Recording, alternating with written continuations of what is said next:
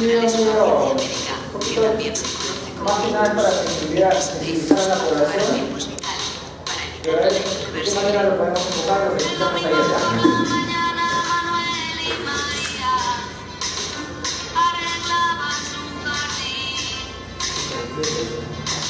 Algo inesperado pasó en la boca de María.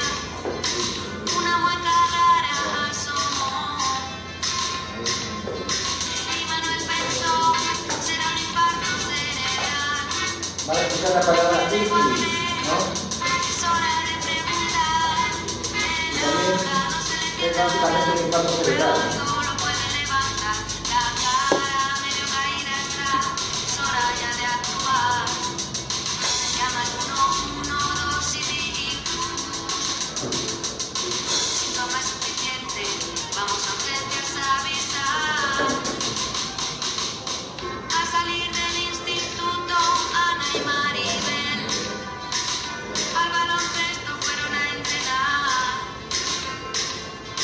Cuando Maribel una canasta fue a lanzar, sintió que su gato estaba mal.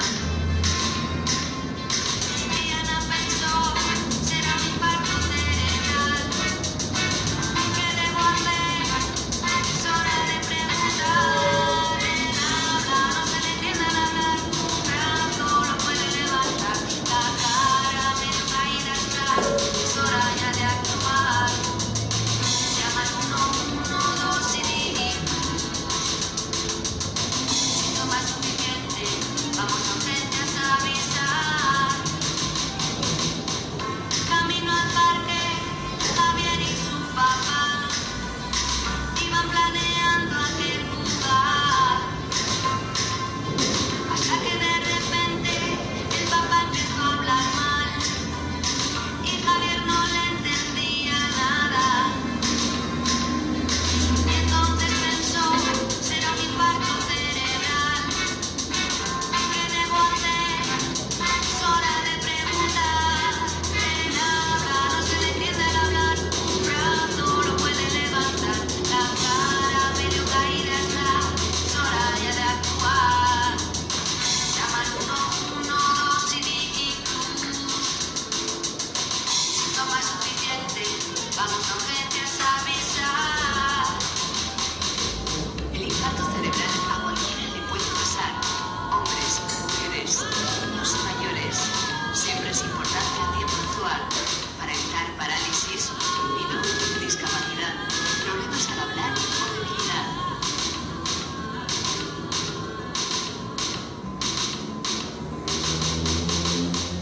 Recuerda, si ves a un amigo mal, crees que es un ictus, es hora de preguntar. El habla, no se le entiende al hablar. Un brazo lo puede levantar. La cara medio caída está. Es hora ya de actuar. Llama al 112 y di ictus. Si toma es suficiente, vamos a urgencias a avisar. Llama al 112, es hora de actuar. Llama al 112 sin dudar. Llama. Claro, ustedes tendrían que llamar al 911. Entonces, ¿por qué es importante este video? Ustedes recuerdan, ayer hablamos de la isquemia y el tiempo de ventaja que tenemos. ¿Recuerdan el tiempo? 3 a 6. ¿Qué pasa si les pasa a ustedes, a sus familiares, a sus padres o sus madres? Para ustedes por lo menos tener una idea de que puede ser un infarto cerebral, puede ser la palabra ictus, ¿han visto acá? Stroke, ¿cierto? Ataque cerebrovascular, enfermedad cerebrovascular, vascular, adelante. Entonces, hay algunas pruebas que ustedes han visto que hacen los clínicos, ¿ya? Pero lo que hemos visto acá es algo superficial, ¿no? Entonces ustedes, para determinar que puede ser un infarto cerebral, básicamente, o podrían decirle que diga una oración. En este caso, ¿cuál era el ejemplo? Que repita, el cielo es azul. Si es que está alterada el área de Broca, ¿cierto? El lóbulo temporal, el paciente o su familiar, quizás ustedes mismos, no van a poder decir esa frase. Van a decir cualquier cosa menos el cielo es azul. Entonces ya ahí es una alarma, una alerta, ¿de acuerdo? ¿Cuál otro signo que puede haber que hemos visto acá? Un brazo caído. Debilidad motora, ¿no es cierto? Una disfunción motora. Entonces puede ser de los brazos, puede ser de las piernas, ¿de acuerdo? Entonces, lo más común es los brazos. Entonces, ¿qué tienen que hacer ustedes? A ver, levanten el brazo, no van a poder levantar. ¿De acuerdo? Y por último, es que si ustedes ven que si es que el familiar o la persona con la cual ustedes están, se le cae la cara hacia un lado, ¿no? En este caso, el lado afectado cae porque el lado contralateral jala todo, ¿no? El músculo se contrae y jala todo. Ahí ya tienen tres signos que se complementan con lo que hemos visto ayer. Realmente esto viene del inglés, ¿no? Fast, que se llama, ¿no? De face, ¿no? Signos en la cara, face, arm, el brazo, decaimiento del brazo, S de speak, ¿no? Habla, y T es el tiempo, ¿no? La importancia que tiene el tiempo es que ustedes ven a uno de sus familiares que tiene alguno de estos signos, ustedes no le van a decir que no, anda a tu cama, ¿no? Una vez se te pasa, ¿no es cierto? ¿Por qué? Porque ustedes ya tienen conocimiento. Ayer hemos hablado de lo que es un poco de la fisiopatología, cómo se ven las imágenes en resonancia magnética. Complementamos con esta sensibilización a la población. Este lo saqué de un video que se publicó en España, pero que sirve para nosotros, ¿de acuerdo?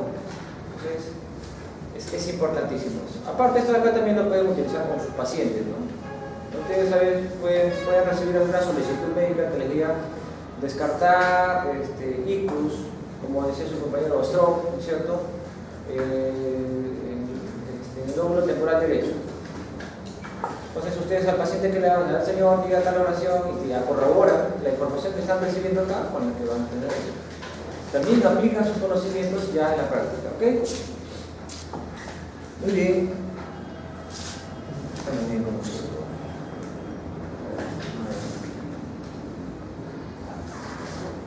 Acá nos vamos.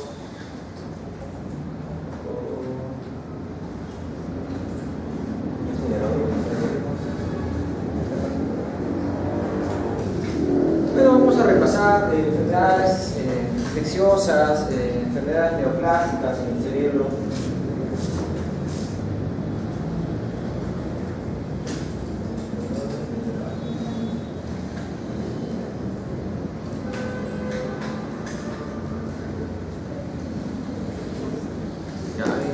Con el cambio.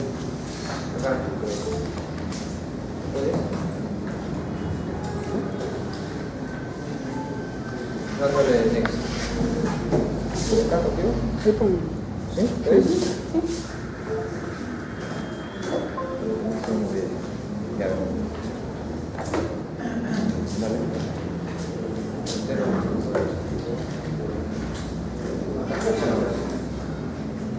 Ok, entonces, futuros colegas,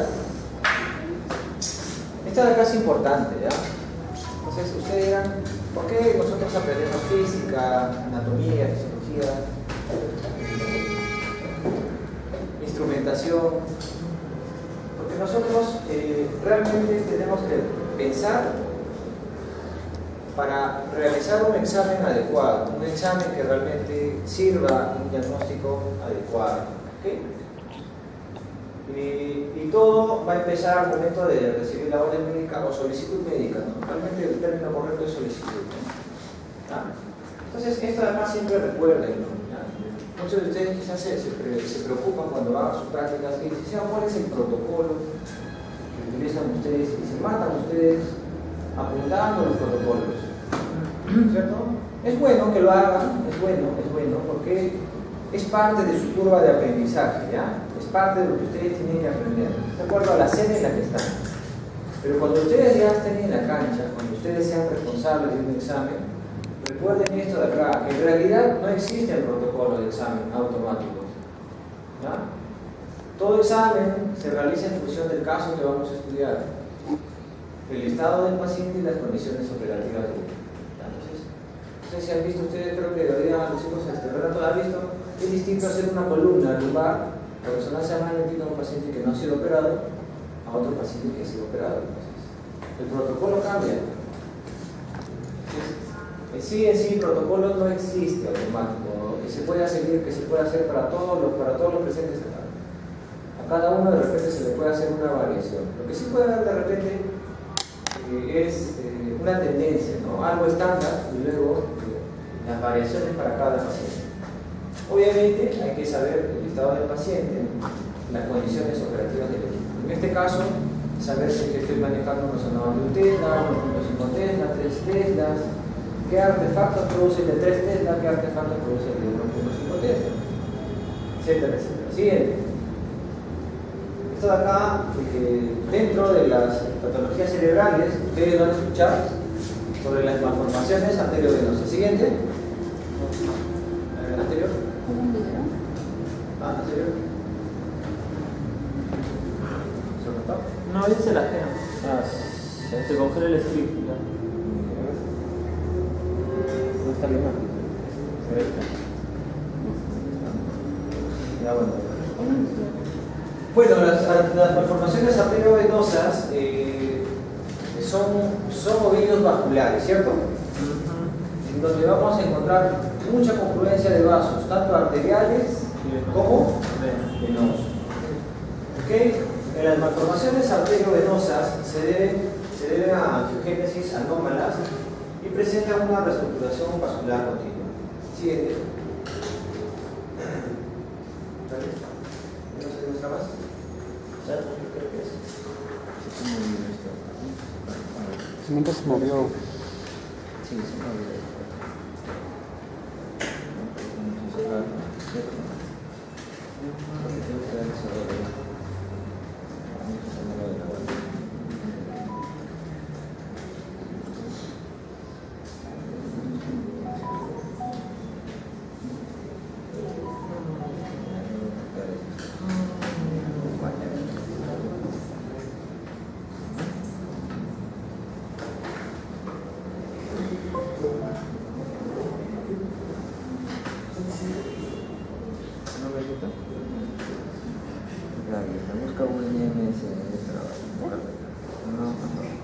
Esa es la memoria, claro, pero busca eso.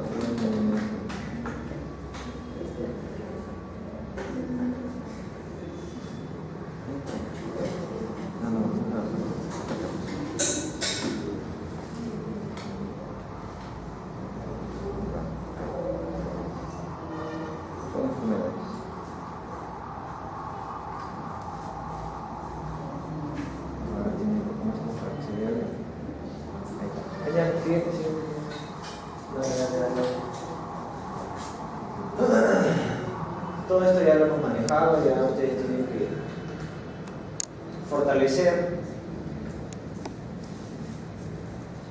Ahí está, anterior.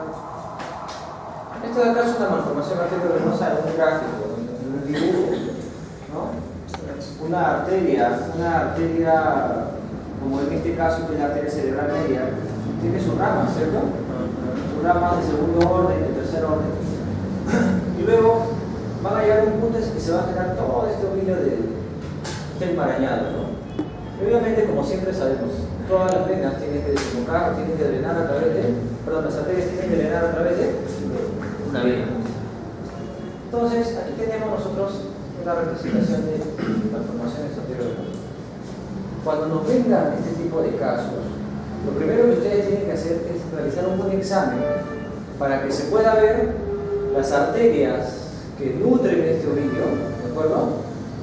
Y las venas que drenan. Ustedes tienen que mostrar como resultado final qué arteria es la que llega y qué vena es la que sale. Pueden ser 3 venas, pueden ser 2 arterias. Ustedes tienen que mostrarlo. ¿Ok? Siguiente.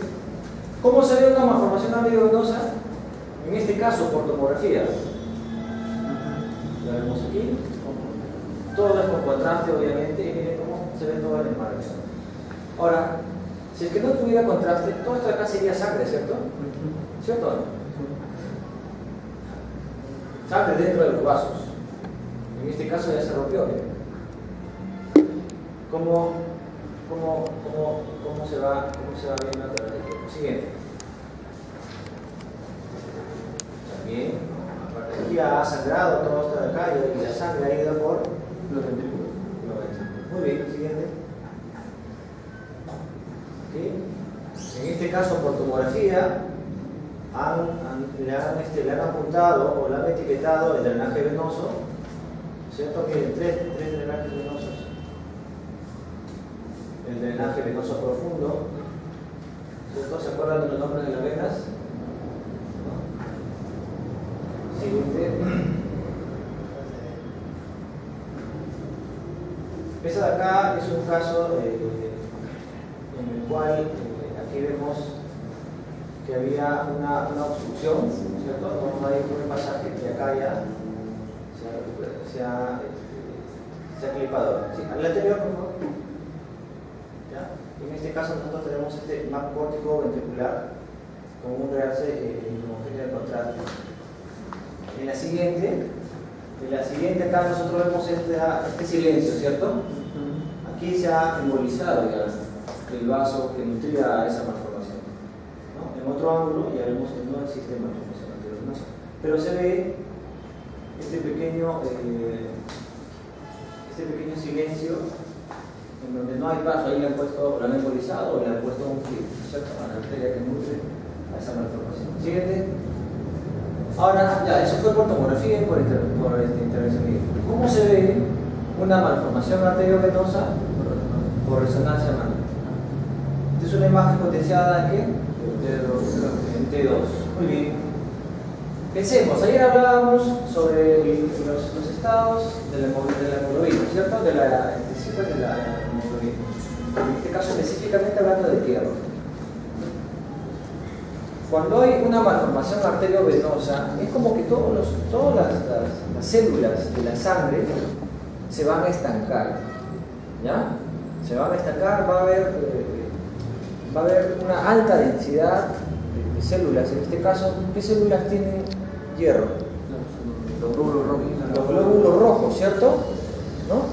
Los eritrocitos. Entonces, va a haber una alta densidad de eritrocitos que a su vez, miren, ¿cómo se comporta esto? Hiposeñal. ¿Qué nos da hiposeñal?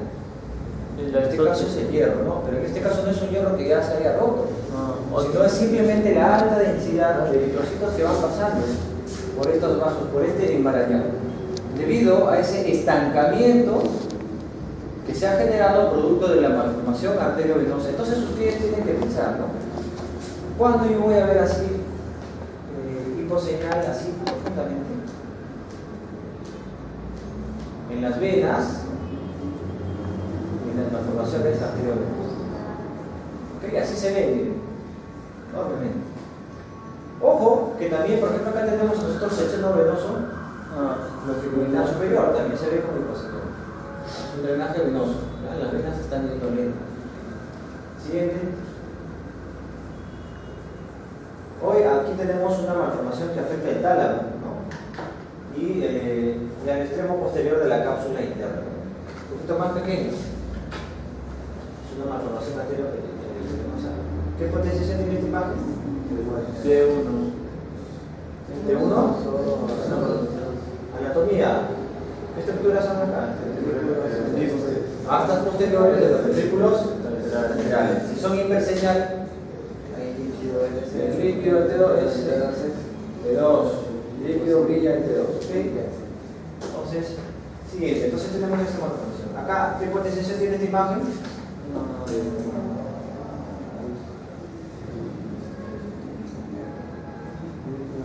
Líquido negro, T1. Busca el líquido, el humor acuoso es líquido. Sí. ¿Cómo está acá? Negro. Hiposeñal. Por lo tanto es posición T1. También tenemos una malformación arteriovenosa. Creo que las malformaciones arteriovenosas ustedes fácilmente las van a ver. Ahora, si nosotros decimos estas malformaciones arteriovenosas, hay una alta densidad de eritrocitos y por ende también de hemoglobina, hierro, como ya sabemos, ¿no? En su forma de oximoglobina. ¿Qué secuencias, aparte de estas, yo podría utilizar? Su sensibilidad magnética. Su sensibilidad magnética, ¿no es cierto? Entonces, si es que no tenemos su sensibilidad magnética, utilizo T2 potencial. el cogradiente, T2 el cogradiente. ¿Okay? Pero acá estas de acá son realmente extremas, ¿no? Se llegan a ver así fácilmente, ¿no? Pero van a haber otras malformaciones arteriovenosas, como la cabeza de medusa, ¿cierto? Como los angiomas venosos, que van a ser difíciles de ver. Entonces ahí ya van viene a tallar la susceptibilidad magnética donde se puede. Siguiente. Acá está el popular angioma venoso o cabeza de medusa. En este caso es grande, se llega a ver muy bien. Potenciación.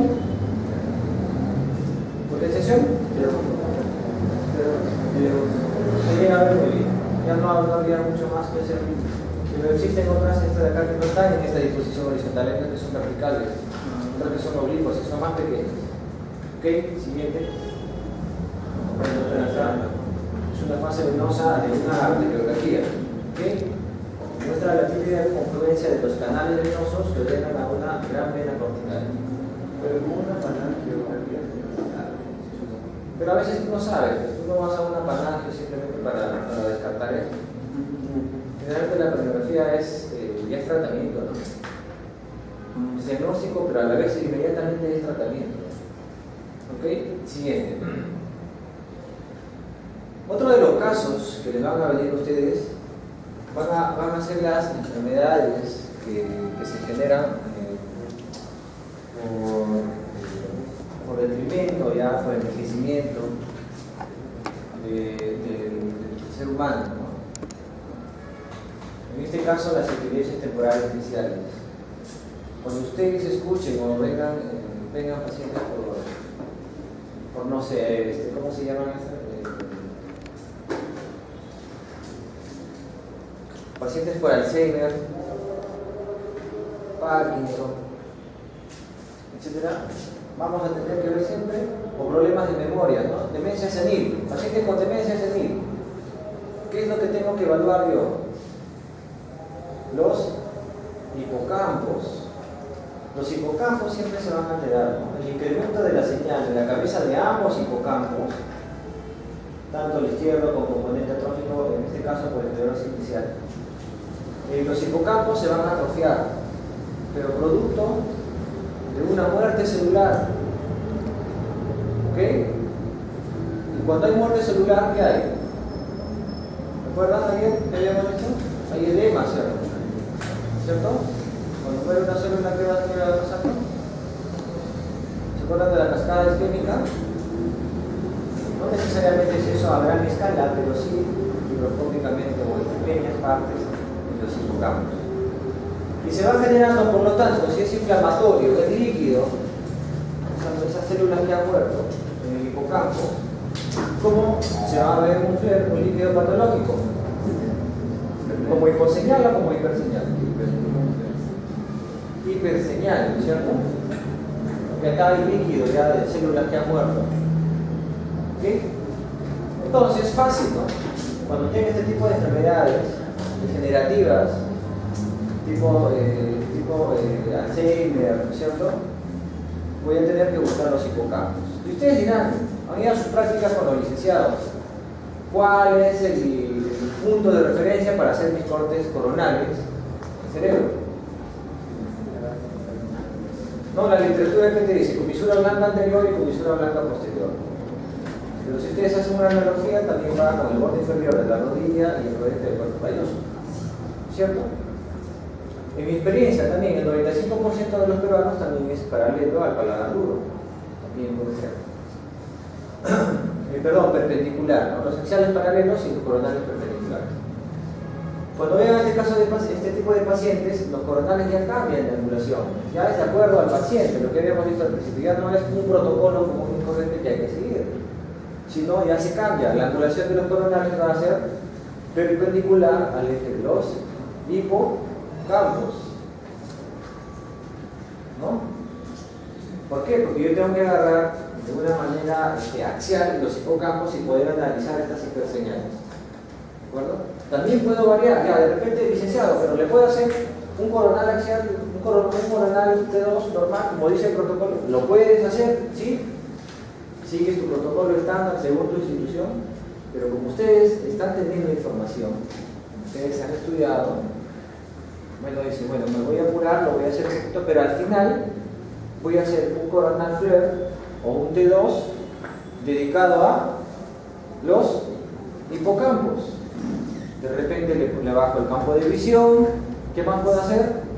Disminuir el grosor de corte, etcétera, etcétera, etcétera.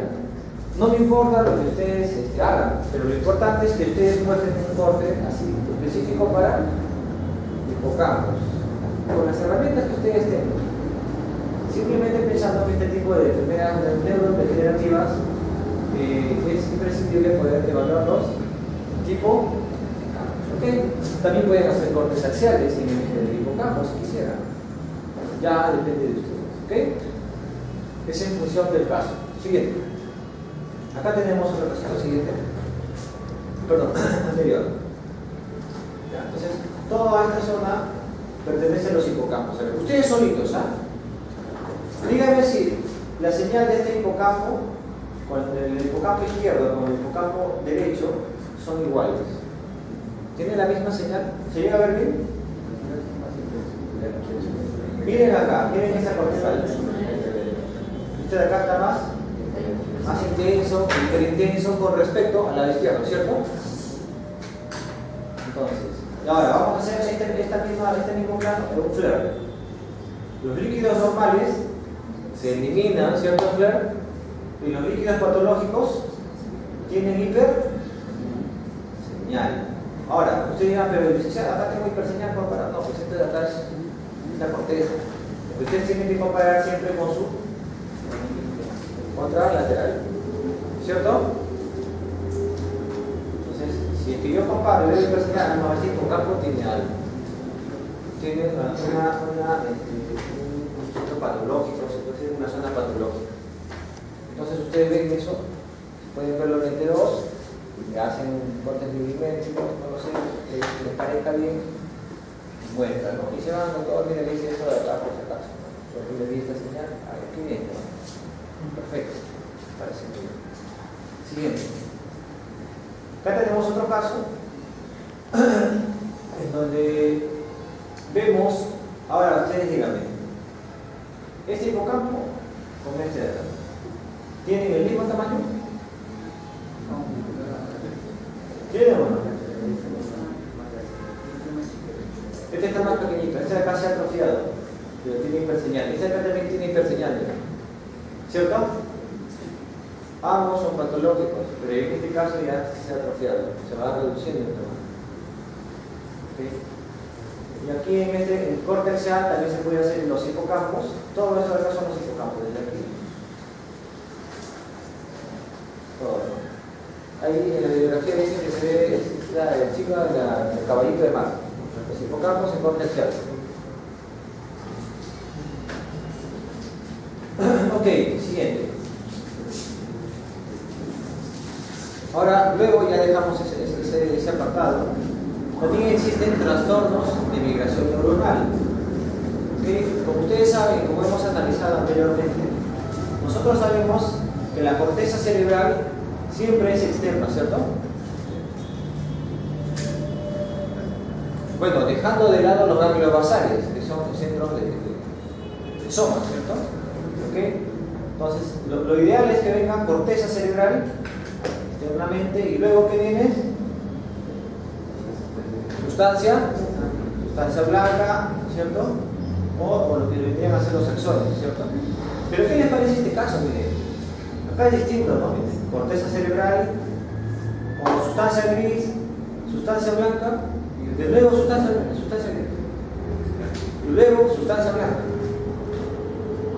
Cuando pasan este tipo de casos, vamos a hablar de los trastornos de migración neuronal, las cuales representan un grupo de malformaciones congénitas del sistema nervioso, que alteran el proceso en el que millones de células migran de la matriz germinal hacia el sitio en que van a recibir permanente. De manera particular, en la corteza cerebral se provocan cambios importantes en la psicoarquitectura, laminación, fisiología neuronal, normal, etc. Ahora, estos trastornos de migración neuronal hay diferentes subtipos, ¿no? Van a encontrar ustedes acá está esquistencefalias, bisencefalias, polimicrogilia, heterotopias, y agenesia del cuerpo pecho. Hay un montón que están asociadas a estos trastornos de neurociencia. Pero cuando ustedes vean así, por ejemplo, este patrón, sustancia gris, sustancia blanca, sustancia gris. El otro día estaba leyendo un artículo que mostró un colega que hizo una reconstrucción curva, ¿ya? El anterior, por favor. En los cortes axiales, agarró la herramienta de reconstrucción curva, ¿ya? ¿Se acuerdan? Puso el rollo aquí y empezó a recorrer desde acá, desde la sustancia blanca en este caso, empezó así. ¿No? Es una reconstrucción curva. Y bueno, cuando le das clic sale todo, pues, ¿no? Todo ya elongado, ¿no es cierto? Y esa es una reconstrucción que justamente sale en artículos. Cuando hay trastornos de migración neuronal, se tiene que adquirir un volumen en T1, ¿ya? Un volumen en T1 y hacer las imágenes en sábana para poder ver mejor las diferencias o las imágenes en donde veamos sustancia gris, sustancia blanca, sustancia gris, sustancia blanca. Sirve para polimicrogiria, para trastorno de, ¿cómo se llama esto? La siguiente, las heterotopias, etcétera, etcétera. Se va a ver bien bonito. Siguiente. Ahora, un punto muy importante. Hay que tener en cuenta el proceso de mielinización que se va dando en el cerebro desde que nacemos. ¿Por qué creen ustedes que desde que nacemos nosotros de repente no caminamos? Porque hay niñitos que de repente tienen la misma edad y de repente un niño es más hábil en una cosa, en otra cosa, y el otro de repente todavía ni siquiera camina. ¿Por qué existe la estimulación temprana? De acuerdo, conforme va pasando el tiempo desde que nacemos, el cerebro va mielinizándose, ¿no? Todos los axones se van mielinizando y por lo tanto van a haber mayores conexiones neuronales, ¿cierto? Lo que son las sinapsis, ¿cierto? Ok, vienen a 8 meses esta imagen potenciada en T2. A los 10 meses. ¿Hay diferencia o no? A los 12 meses, todo está potenciado en T2, estas tres. Potenciada en T2, miren, a los 15 meses, ya tiene la forma como que ya de un adulto, ¿no es cierto? Comparen. Esto no es patológico, ¿eh? Cuando hagan un niñito de 8 meses, tienen que esperar estos. Uno de 10 meses, uno de 12 meses. Así. Esto de acá, también va viendo a los 22 meses. Y a los 2 años, ya prácticamente, a los 2 años ya los niños ya pueden hablar, ya pueden caminar, ¿no es cierto? Ya están en toda su capacidad para poder aprender y hacer muchas cosas. ¿Okay? Siguiente. Así como hablamos de la mielinización normal, también existen procesos de desmielinización neuronal. ¿Cuándo hablamos? ¿Ustedes han escuchado alguna enfermedad que sea desmielinizante? ¿Han escuchado sobre la esclerosis múltiple? ¿Ya? ¿Qué pasa si nosotros nos quedamos en mielina? ¿La mielina qué hace? Recubre, ¿no es cierto?, los ácidos, ¿no es cierto?, los axones.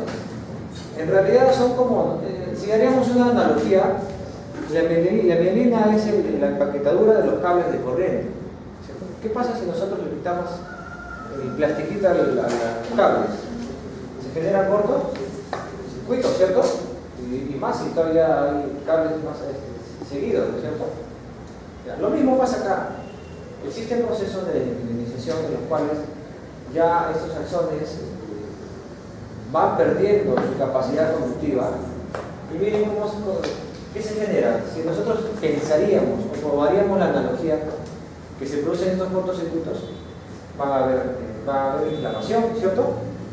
Puede haber incluso muerte de células que estén ahí, células gliales. ¿Qué les parece esta imagen de acá? Coronal potencial en T2. El lado derecho tenemos toda la sustancia gris afuera, la sustancia blanca, ¿no es cierto? De este lado normal. ¿Qué les parece aquí? Sustancia gris externa. Y esta zona, en donde deberían bajar todos los axones. ¿Qué ven? ¿Es normal esta señal? Comparen con el otro lado. normal? Esto de acá es el ventrículo. Estoy señalando aquí. Vale, este punto con este punto. ¿Es normal? Si es hiperseñal T2, ¿qué podemos decir que es? Un proceso inflamatorio, ¿cierto? Puede ser agudo, puede ser crónico, etc. Pero aquí ha habido lesión. Recuerden, resonancia magnética es hiperseñal y hiposeñal. Inflamación o no inflamación. Nada más. Toda resonancia magnética se basa en eso. Entonces, por eso nosotros hemos estudiado la fisiopatología de la inflamación, hemos asociado, ¿cierto? Hemos estudiado líquidos, ¿cierto? Y ahora lo que ustedes tienen que ver en todas las imágenes hiposeñal e hiperseñal. ¿De acuerdo? Entonces, aquí ha habido lesión, ¿cierto? Producto de una desmelinización axonal. Eso es el T2. Ya, ¿y en FLAIR cómo se ve? Bien, hiperseñal. Un corte más arriba. Hiperseñal. El T1. A ver. ¿Qué examen de los que hemos visto en la clase anterior y ahora podría yo hacer? Tractografía, perfecto, ¿no es cierto? Y podría yo ver qué haces, están vivos todavía acá. ¿De acuerdo?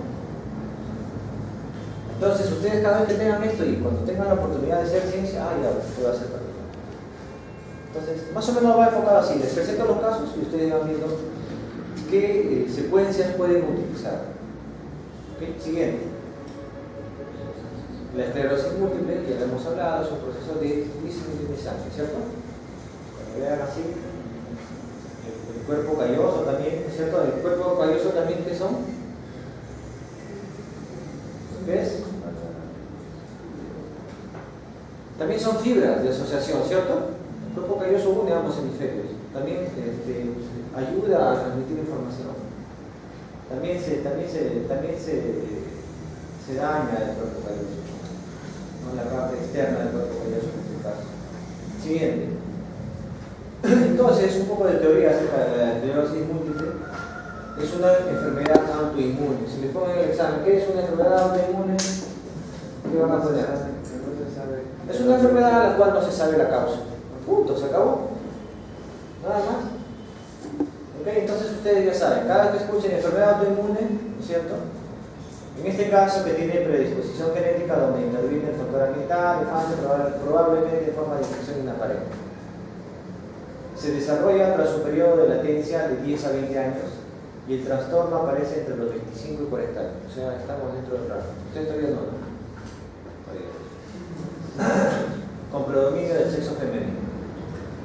Existe gran variabilidad de sus síntomas y signos, los que están determinados por la localización de las lesiones desmelinizadas. Estas lesiones aparecen frecuentemente en regiones importantes, lo que hemos visto, ¿no? Las imágenes periventriculares, ¿no es cierto? En el nervio o quiasma óptico, en el tronco cerebral también, y en los pedúnculos cerebrosos, en la médula espinal también son violentos. Los síntomas están separados en tiempo y localización anatómica.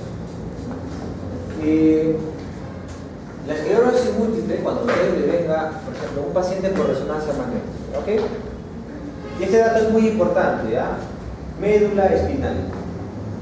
A ustedes les viene un paciente descartar esclerosis múltiple, ¿ya? Generalmente el examen por resonancia magnética se hace con contraste, ¿ya? Porque la esclerosis múltiple tiene una etapa aguda y una etapa crónica. En la etapa aguda capta contraste. Todavía hay captación de contraste producto de la inflamación que se produce, pero en estadios tempranos, ¿cierto? Cuando hay inflamación, ¿qué pasa? En el caso de los abscesos, se genera un halo, ¿cierto? La esclerosis también es más o menos, sino que es más microscópica. Y cuando inyectamos contraste, se va a ver una captación dentro de toda la zona de lesión. Pero cuando ya se hace crónica, ya no existe captación porque ya esa inflamación ya prácticamente ya está pasando el tiempo y solamente sale. ¿De acuerdo? Entonces, los exámenes de esclerosis múltiple tienen que ser con contraste, ¿ok? Entonces ustedes reciben su solicitud médica y empiezan a hacer el examen y se dan cuenta que existe un foco periventricular que puede ser esclerosis múltiple. Y encima el médico internista manda sin contraste. ¿Qué hacen ustedes? Cuando Obviamente, si es que no está tan estandarizado como en la clínica, podrían ustedes tomar la decisión y no también seguir los flujos, ¿no? Los flujos correctos de atención. Pero aparte de eso, ustedes también podrían sugerir, o sea, me busca, si no está el doctor, lo busco al médico de internista o lo llamo, no lo sé. Señora, ¿tiene el número de su médico? Lo llamo. Tiene que ser con contraste la autorización. Aparte de eso, chicos, este dato es muy importante. Las lesiones aparecen más frecuentemente en... Pero con un examen de cerebro yo agarro todo esto, ¿no es cierto? Regiones periventriculares, chiasma óptico, trombo cerebral, pero no agarro médula espinal. ¿En dónde termina la médula? ¿A qué nivel? L1, L2, ¿cierto? Pero ahí está el cono, ¿cierto? Ya de esa regla, caudal. ¿Ok? Entonces, ustedes también tendrían que estar en la capacidad de sugerir, pero doctor, no solamente tenemos que hacer el cerebro. Si le vamos a inyectar contraste, también tiene que solicitarse una resonancia magnética con contraste de columna cervical y columna dorsal. ¿Sí o no? Recuerden cómo tienen que enfocar su trabajo ustedes. ¿Te gustaría, señorita, ¿cómo te llamas? Karen, ¿te gustaría que tu familiar, no sé, vamos a suponer que Dios no quiera que sea tu mamá, y está en tus manos, tú solamente le harías con contraste el cerebro, sabiendo desde hoy día que la esclerosis múltiple también puede ir a la médula espinal? ¿Lo dejarías ahí? ¿No es cierto? Te irías también a hacer la columna cervical, la dorsal, te agarraste el cono, ¿no es cierto? Un poquito más abajo viendo algo de cauda-esquina. Entonces, ¿cómo tienen que enfocar ustedes para que hagan bien su trabajo? Bueno, ese es mi punto de vista, es personal, lo que yo les transmito a ustedes. Es que cada paciente veanlo como si fuese su padre, su madre, o sus hijos, ¿no? Todos vamos a tener hijos en algún momento. Si ustedes lo enfocan así en su trabajo, estoy seguro que ustedes van a ser grandes profesionales. No se van a dejar llevar por la mediocridad o por la holgazanería, ¿no? O sea, cada día hay que aprender algo. Si ustedes se enfocan, no, voy temprano, atiendo a mi paciente desde que lo veo cómo estás, ¿no? Desde el trato, ¿no? Desde que lo recibo. Desde cómo yo le tomo atención al examen, ¿no? O sea, si bien es cierto, a veces ustedes me pueden ver, estoy así, pero a la vez estoy atento, ¿no? ¿Qué necesita este paciente? ¿Cómo puedo enfocar el examen según lo que se quiere descartar? ¿No es cierto? Y obviamente ustedes saben en resonancia y han visto en su práctica que los tiempos son cada media hora. En algunos centros, en otros centros son cada 40 minutos, en otros centros son cada 45 minutos. Pero por lo menos tendrían que hacer el intento y decir, este paciente merece hacerse la columna cervical y la columna dorsal para agarrar todo el eje de la médula. ¿No es cierto? Por lo menos yo hago el intento y brindo mis conocimientos para que se haga. Si es que me dicen, no se puede, ya. Hay un paciente que se está quejando afuera, todo eso. Bueno, de repente yo mismo, por iniciativa propia, me voy y le hago al paciente que se está quejando. No, este señor necesita. Ya depende de cada uno. ¿Okay? Entonces, es por eso que les estoy explicando esto y les puse el primer capítulo al principio, que no existen protocolos, ¿ya? Todos en función de los casos. Ya hemos visto esclerosis múltiple, estamos viendo esclerosis múltiple, ya hemos visto enfermedades degenerativas en los hipocampos, ¿cierto? Cómo se tienen que medir los hipocampos, etcétera, etcétera. Siguiente. Los factores que pueden desencadenar esta enfermedad de esclerosis múltiple son múltiples, ¿no? Como infecciones, el mismo embarazo, fusión de lumbares, operaciones, traumas, intervenciones, etcétera, etcétera. Son múltiples. No se sabe, es autoinmune. No se sabe en qué momento nos va a dar. Siguiente. Ventajas de la resonancia magnética en la esclerosis múltiple. Existe una mayor sensibilidad que la TAC. La tomografía no se va a ver. Definitivamente esclerosis múltiple, resonancia magnética. La aparición de las lesiones por resonancia magnética anteceden a las evidencias clínicas de la crisis. O sea, antes de que ya se evidencie la clínica, por resonancia magnética ya se puede descartar. ¿Ok? Si ustedes permite correlacionar los síntomas clínicos con la localización de la lesión, permite cuantificar la información morfológica. ¿Cómo podría yo cuantificar? Tú lo dijiste hace rato, ¿con qué se puede hacer? Con la tractografía, ¿no es cierto? Podría darte una idea de cuántas fibras ya no funcionan, ¿no? La resonancia magnética es útil en el diagnóstico diferencial y evalúa el crecimiento o el proceso del ambiente. Este de acá, este punto es importante, ¿ya? Es útil en el diagnóstico diferencial. ¿A qué les hace idea las dos palabritas diagnóstico diferencial? Descarte de enfermedades que Claro, o sea, hay distintas enfermedades, pueden haber 2 o 3 enfermedades que pueden dar la misma clínica, ¿ya? Entonces, para eso en este caso es útil en el diagnóstico diferencial, no lo sé, puede ser con una leucariosis, que vamos a ver más adelante que es una leucariosis, o puede haber un absceso también en esa zona que puede estar generando ese tipo de clínica. ¿Ok? Siguiente. Entonces, el aspecto de estas lesiones, ya las hemos visto, generalmente son periventriculares, ¿ya? Prolongan los tiempos de relajación T1 y T2 respecto a la sustancia blanca normal, ¿okay? Son de aspectos multiformes, son múltiples y generalmente son menores de 1 centímetro. Si le pongo son menores de 2 centímetros, ¿es verdadero o falso? Es verdadero, porque es menor de 12. Si yo les pongo 0.9 es menor de 12. Cuidado con los cuerpos al aire. Claro, ¿no es cierto? Ya, siguiente. Ya. El aspecto también puede tener efecto de masa y realzarse en el contraste de acuerdo a la etapa en la que se encuentre. Puede tener localización central adyacente a los bordes periventriculares. Muchas se encuentran en el cuerpo calloso, donde suelen ser ovoideas y alargadas, ¿no? Aquí, ¿ven? Entonces el cuerpo calloso, con estas hiperseñales por encima. Aquí, a este nivel. Siguiente. Generalmente, y estos signos se llaman signos de los dedos de cuerpo calloso, aquí a este nivel, y miren, hiperseñal. ¿No? Periventriculares, y también pueden estar, generalmente un corte sagital se ven así como los dedos de más el corte, miren, el corte justo. La imagen potenciada en T2 y en FLAIR.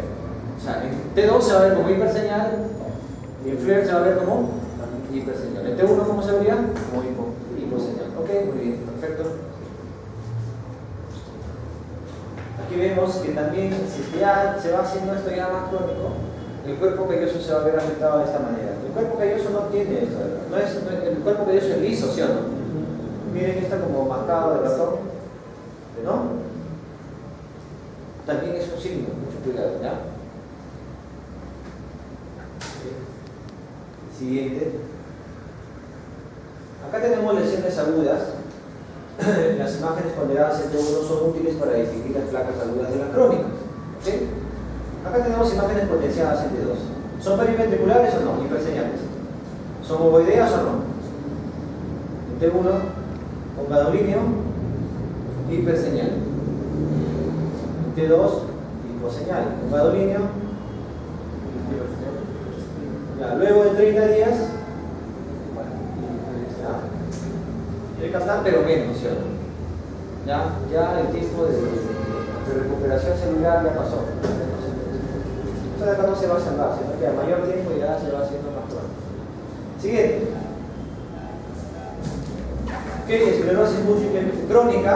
Ya, cuando es crónica, potenciación.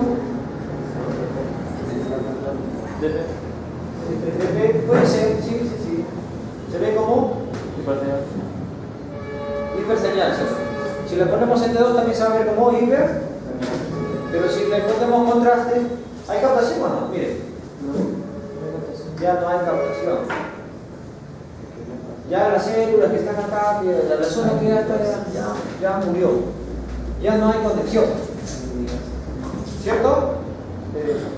Porque cuando es agudo, se van a dando recién esos cambios inflamatorios en donde el cuerpo todavía está intentando luchar para poder salvar, y es por eso que se produce esa captación de contraste, va a llegar tratando de llegar sangre para salvar.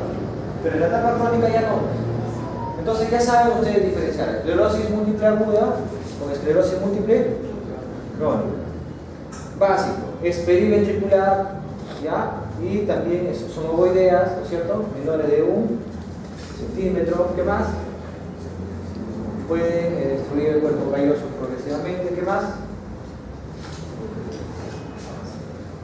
Otra característica del signo de los dedos de Dawson.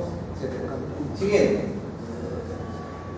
Esclerosis múltiple en diferentes técnicas. Acá tenemos densidad de protones. Como vemos acá, la zona periventricular, ¿cierto?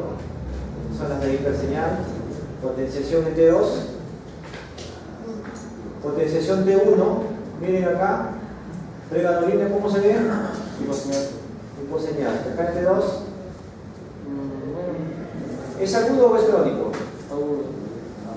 Ya está como que yendo hacia agudo crónico, ¿no es cierto? Porque el agudo retrocedamos. ¿Sí ven uno menos? Se ve todo bien. ¿Ya? ¿Ok? ¿De acuerdo? ¿Ya? Sí. Sigamos. El siguiente. ¿Cómo se ve una secuencia FLAP ya en la etapa crónica? Nos permite suprimir la señal del tripio circular requilio y se va a ver como hiperseñal. Siguiente. Ok, ¿y cómo ya? Vamos a hablar que también va a la médula espinal. ¿Cómo se llega a ver en la médula espinal? La médula, ¿esta qué potenciación tiene esta imagen? T2, muy bien. La médula espinal en T2 es hiposeñal, debería venir así, todo. Pero ¿qué pasa acá, amigo?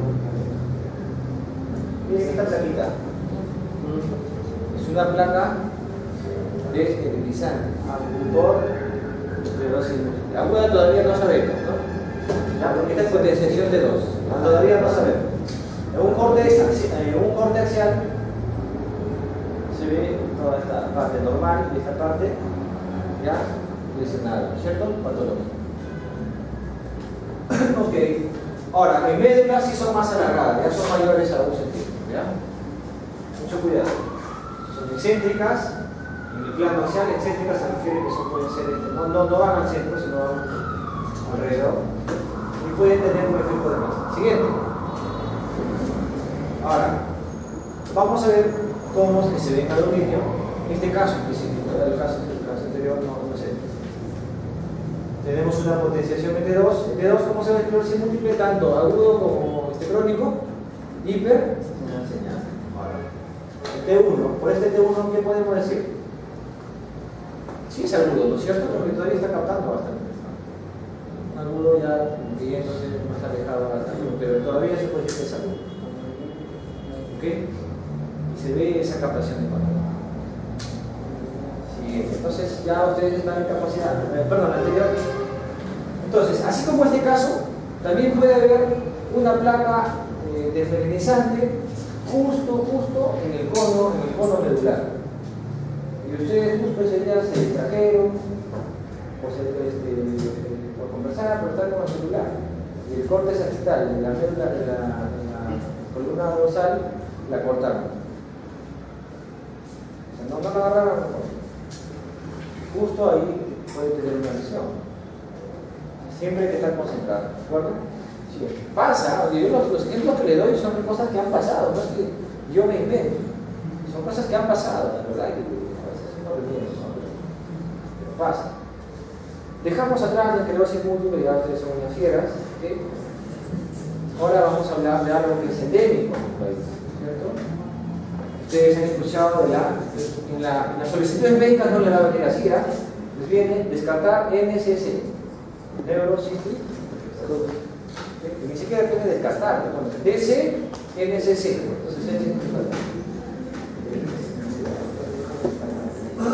Entonces, la neurocystic tiene hasta 4 etapas. Unas en las cuales vamos a ver acá este tipo de se ven todo hiposeñal, que se calcifican, ¿cierto? Hasta un momento en el cual captan contraste, ¿ok? Ya, vamos a ver, siguiente.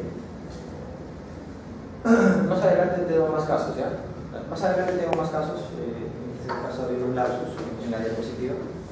Vamos a hablar de eso luego, ¿ya? Entonces, sigamos hablando sobre el Alzheimer. El Alzheimer es una enfermedad neurodegenerativa progresiva que se caracteriza por una serie de rasgos clínicos patológicos relativamente. Yo pienso que esto ya lo hablamos hace rato. Si le viene el Alzheimer, ¿qué tengo que hacer? Evaluar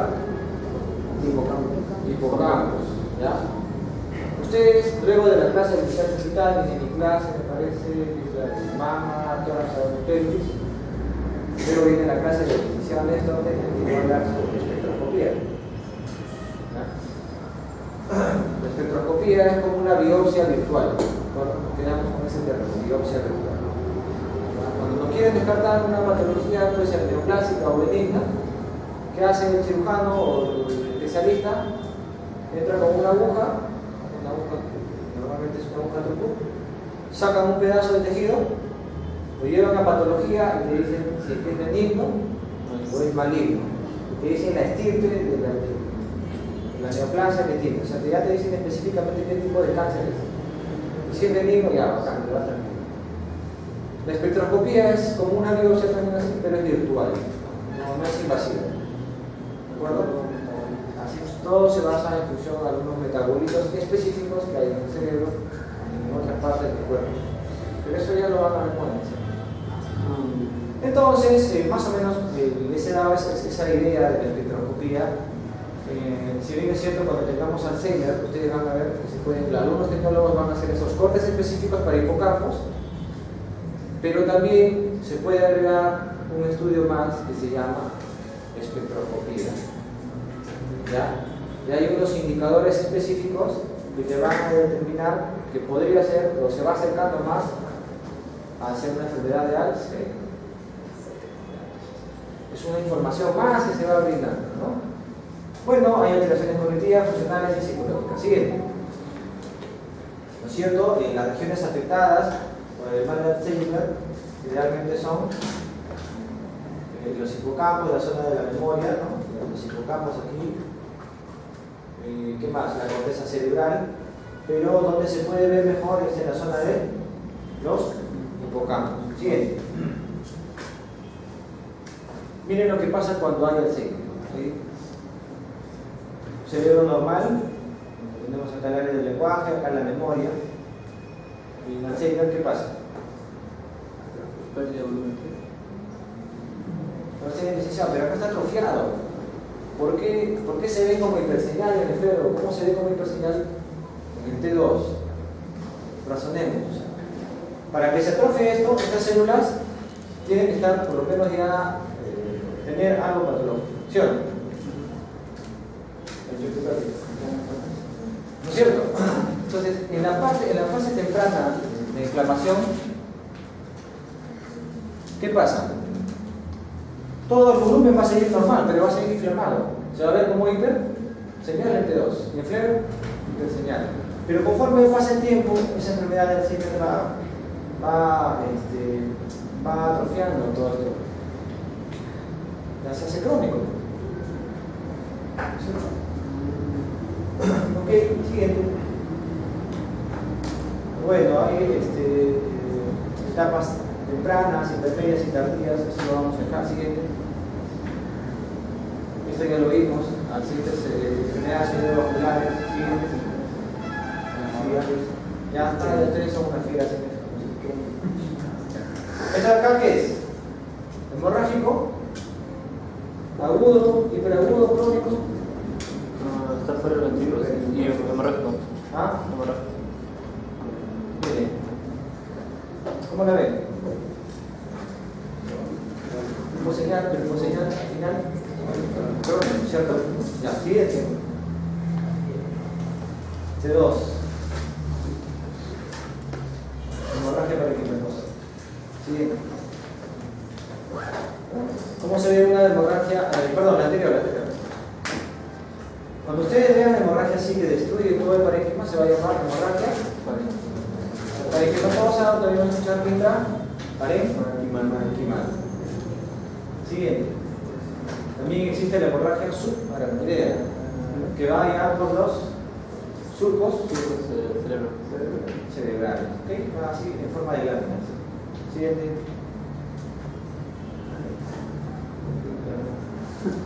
Enfermedades neoplásicas. Vamos a ver la siguiente, por favor. El meningioma, en realidad, no es neoplásica, el meningioma es benigno, ¿ya? Pero el efecto de masa puede generar alteraciones. ¿De acuerdo?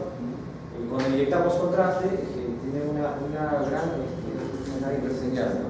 Donde es tomografía se ve internet. Bien. Pueden ser petrosos los meningiomas, hiperseñal, post contraste, siguiente. Tumores superficiarios pueden ser benignos y representan el 10% de neoplasias intracraneales primarias. Siguiente, vamos a ver. En mi imagen, siguiente. Esta acá ustedes también se lo saben, ¿cierto? No sé si le viene revisando.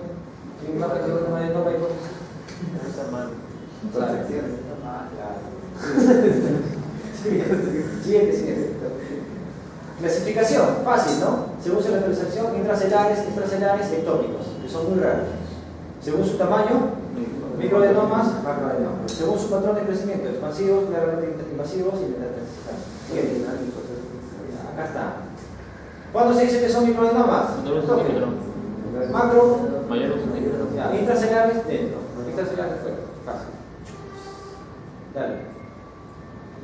Ya, esta de acá la vamos a dejar por ahora. Dale, siguiente, vamos a ver imágenes. Siguiente. Ya, son algunos signos, ¿no? que pueden dar avisos o atisbos de alguna patología intracelular. Siguiente. Ya, en imágenes. ¿Esa de acá es un micro o macroadenoma? Porque ustedes ya estaban en anatomía. El año pasado hemos visto esta zona. Macro. Algo así interesante. ¿Qué les parece? Ya, siguiente. Hable. Macroadenoma.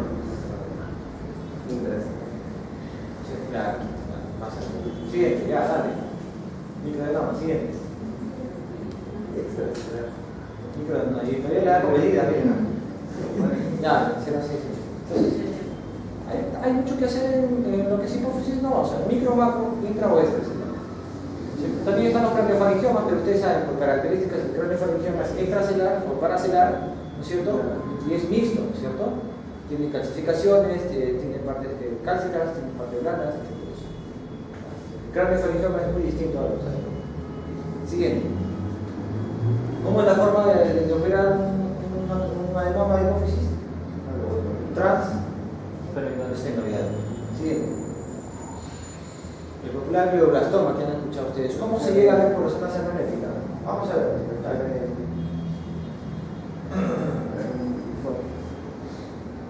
Miren el escaso edema que existe en el glioblastoma fulminante. Puede captar contraste, es heterogéneo. ¿Cómo es el contorno? Es heterogéneo, tiene hiperseñal también. Y el edema es secundante, ¿no es cierto? Pero no es mucho en este caso. Sigamos. Heterogéneo, ¿no es cierto? Glioblastoma multiforme. ¿Y el edema cómo lo ven? No genera mucho edema, ¿no es cierto? ¿Ya? Siguiente. Tumores secundarios, siguiente.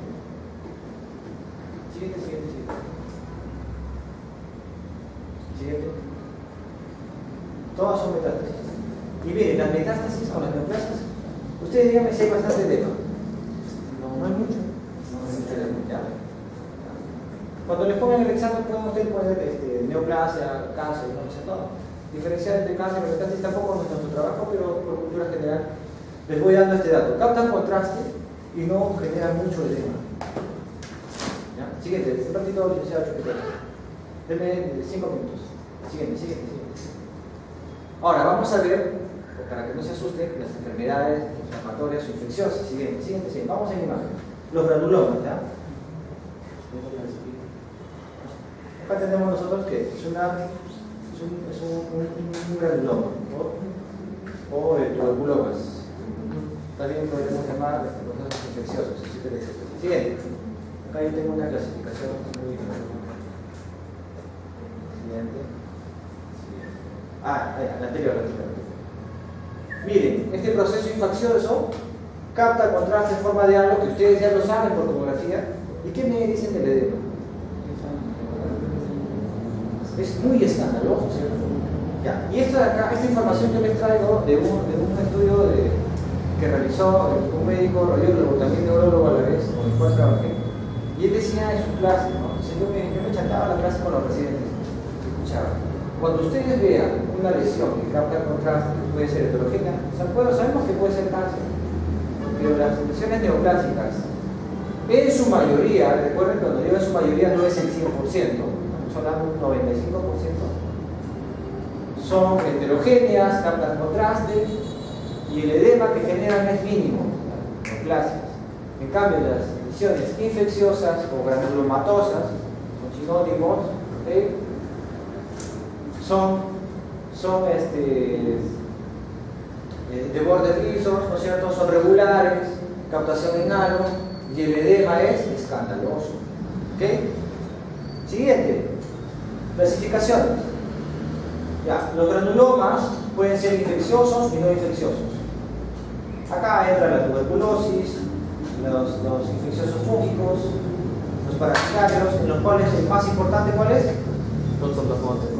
Cystic fibrosis. Ya, de no infecciosos van las sarcoidosis, etcétera, etcétera, colesteatomas. Pero nosotros vamos a enfocarnos de forma general, ¿ya? En infecciosos y no infecciosos. ¿Saben? De dentro de los infecciosos está la tuberculosis y ¿qué más? La septicemia. Esta 740 sí lo aprenden, ¿ya? Tuberculosis. ¿Dónde se encuentra? El septicemia es parasitario, ¿cierto? Ya, sigamos, viendo imágenes. Una meningitis tuberculosa.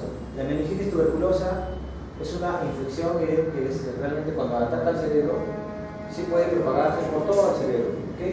Acá tenemos nosotros en la base del cráneo y miren todo el edema que genera.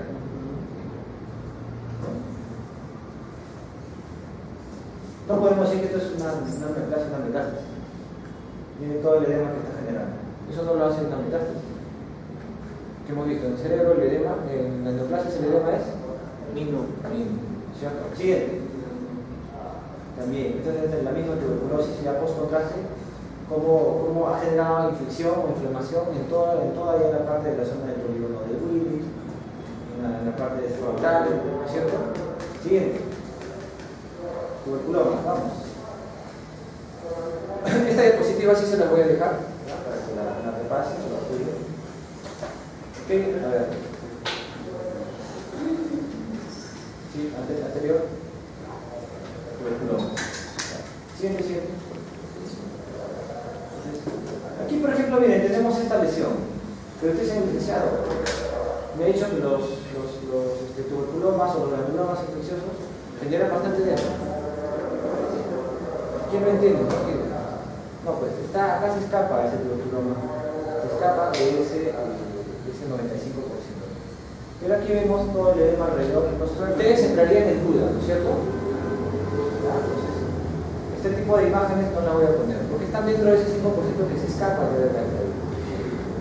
Pero puede existir, lo pongo para que ustedes vean que puede existir el caso que se parezca a una metástasis. Usted me puede metástasis sin normal, ¿no es cierto?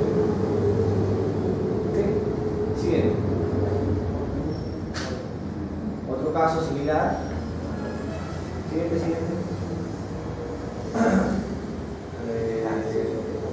Siguiente. Esto es lo que creo. ¿Qué le llama la atención acá? Paciente que sentía dolor desde hace años, dificultad motora, miembros inferiores y probablemente constituye un granuloma específico.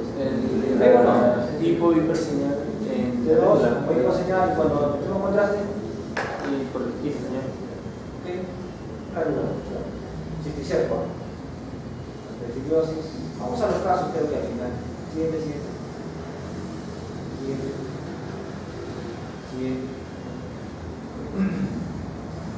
Acá está. Este es un clásico, ¿no es cierto? La captación en halo y el edema escandaloso. ¿Okay? Siguiente. Siguiente, al final. Acá quiero mostrarles algo interesante para ustedes. Cisticercosis, miren, el cisticerco también cuando está en esta etapa aguda, como capta en halo, y el edema es escandaloso. Siguiente está ahí. Sí, claro.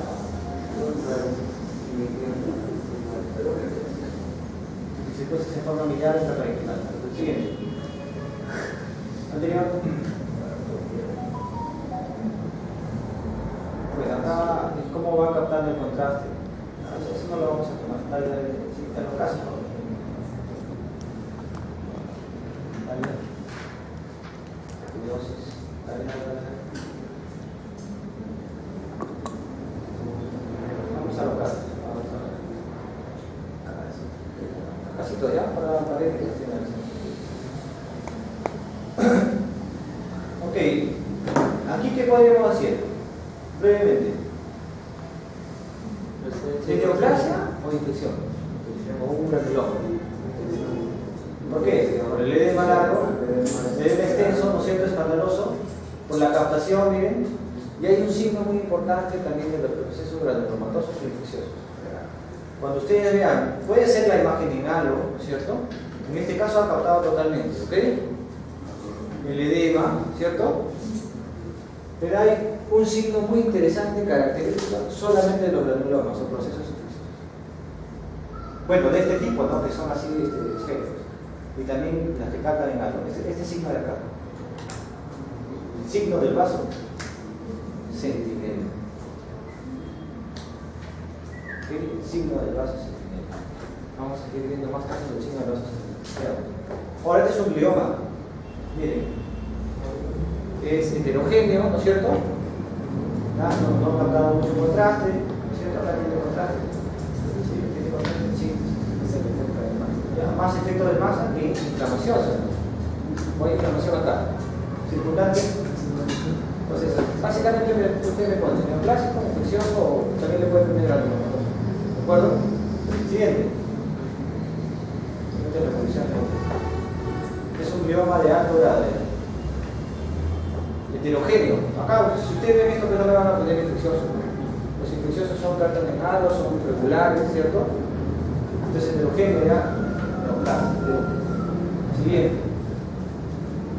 Acá, una formación granulomatosa, ¿dónde la vemos? Aquí, ¿cierto? Edema. ¿Y este de acá qué lo ven? ¿Qué signo es? El vaso centinela. Siguiente.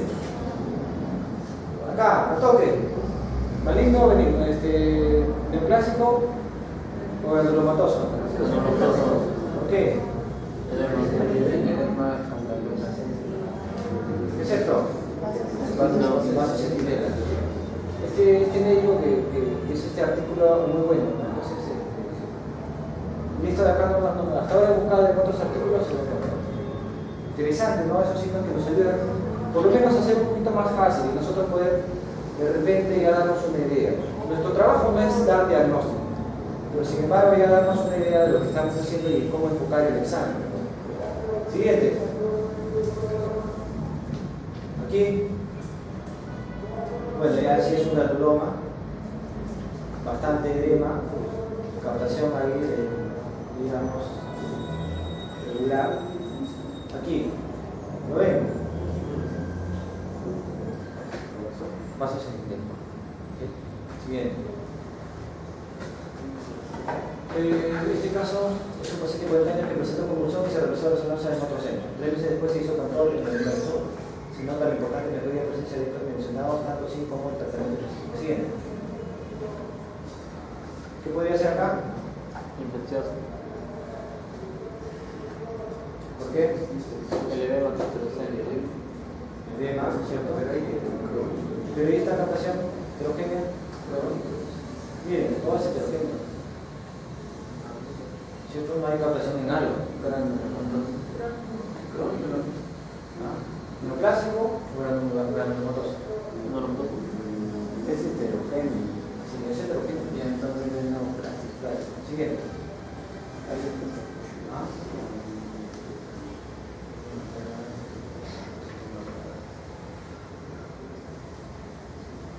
Estudio de control. Miren, este caso es otro caso. Estudio de control en nuestro centro en donde se observa una notable reducción del edema y el efecto de masa captación caudillo con signo de vaso centinela. A ver, regresa al anterior. Es el mismo caso, ¿no? Sí. Pero acá no se veía, mira, acá parecía heterogéneo. En este caso, si mal no recuerdo, vino con diagnóstico de neoplasia. ¿Ya? Pasó el tiempo, porque este acá lo hicieron en otro centro, ¿ya? Regresamos.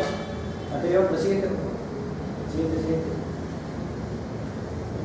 Luego que pase el tiempo, pasó el tiempo, vemos ya que ya no hay mucho edema, y ven acá el vaso central, todo esto es captación, dejando una alrededor. Era no era neoplasia, sino era y bueno, eso sería todo. Básicamente eso general. Yo no les voy a pedir en su examen que la parte de infecciones con neoplásica lo hagan específico, ¿ya? Si no va a ser general. Neoplásico o infeccioso.